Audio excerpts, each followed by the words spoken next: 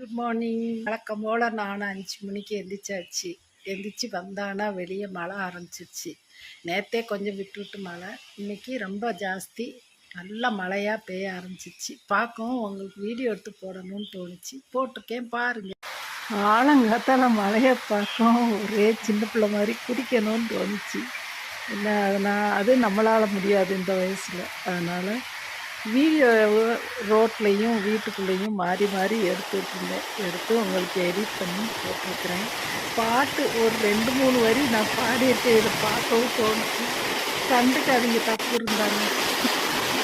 இன்றைக்கி மார்கழி 2வது நாள். பார்த்தானா இங்கே ஒரே அட்டமழையாக காலங்காத்தாலேயே பெஞ்சு எடுத்து வாங்கிட்டு மழை.